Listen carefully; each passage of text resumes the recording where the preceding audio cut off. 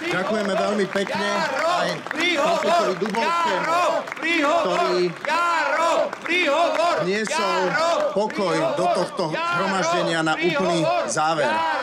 Ďakujeme veľmi pekne vám všetkým, ktorí ste sa tu zhromaždili. Dovolil by som si vám v tomto momente už iba poďakovať, pretože sme naplnili čas už dokonca pred niekoľkými minútami tohto zhromaždenia. Ešte chceme Jara! Dobre viete, prečo je dôležité, že sme tu a prečo je dôležité načúvať sa a prečo je dôležité bojovať spoločne. Preto vás aj dnes tu, ešte z mojej pozície, vyzývam preto, aby sme bojovali spoločne. Aby sme sa rozhodli, kam chceme, aby sa naša spoločnosť uberala. Uberala sa k tomu, čo pociťujeme každý, keď sme doma. K bezpečnosti.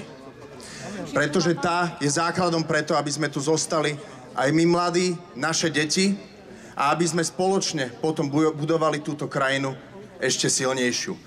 Ďakujem vám všetkým veľmi pekne.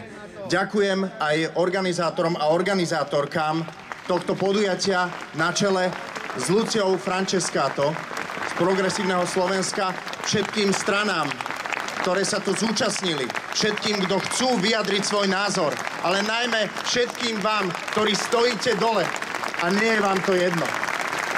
Aj keď vám želám pokojný advent, prosím, nezostaňme príliš pokojní. Buďme v strehu a dávajme pozor na to, čo sa tu deje. Vážené občianky, vážení občania, prajem vám pekný večer, pokojný advent, ale pri tom všetkom aj takúto úžasnú občiansku spolupatričnosť. Dovidenia, Trnava!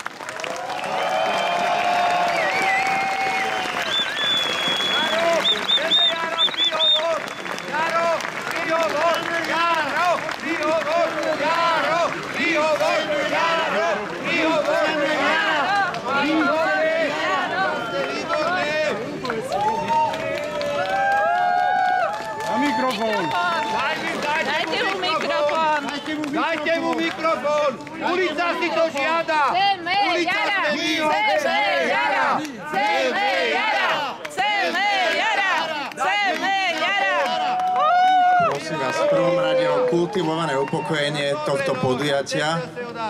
Musíme si ho vypískať. Prosím o upokojenie tohto podujatia, pretože sme pokojná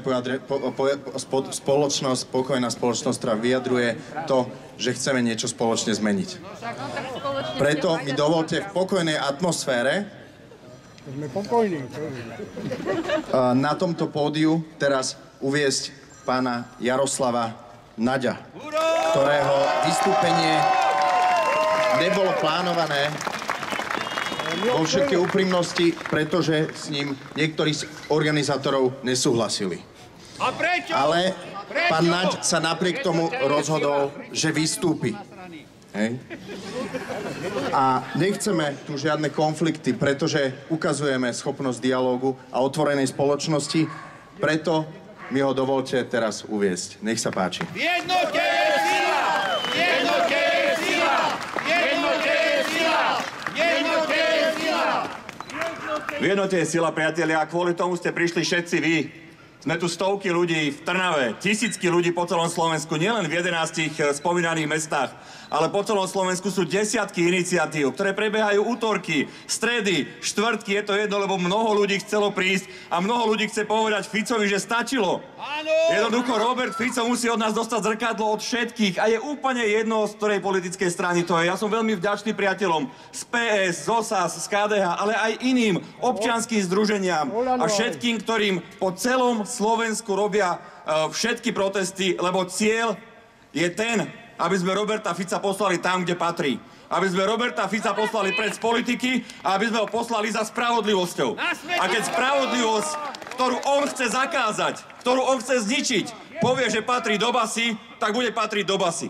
Ale o tom rozhodnú tí ľudia, ktorí za to sú a ktorých on chce zničiť. Spravodliví policajti, vyšetrovatelia a spravodliví sudcovia. A to je budúcnosť tejto krajiny. Spravodlivosť, sloboda a demokracia.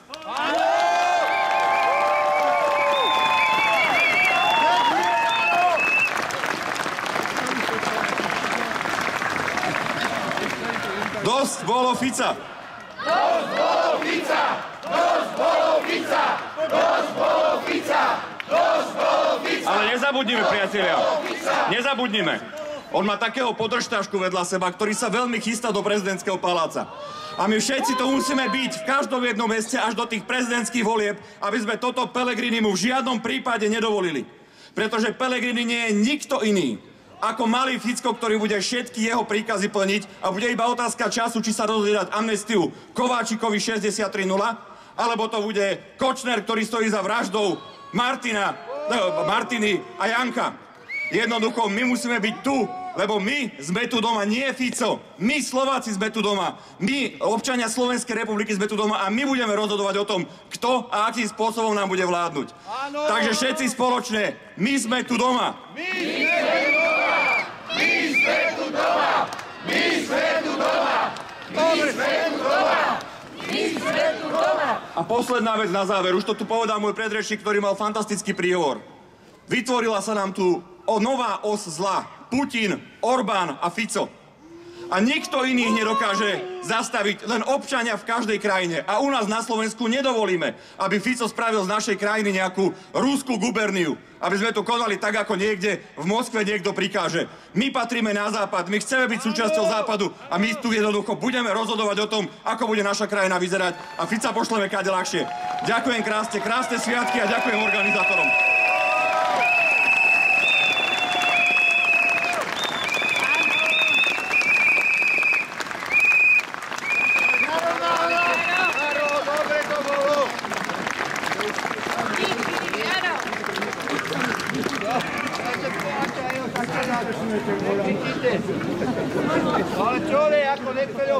Teraz vás poprosím, aby ste sa v pokoji rozišli a venovali sa doma ďalej svojim rodinám, ale aj demokracii z pohodlia vášho domova. Pekný večer, dovidenia.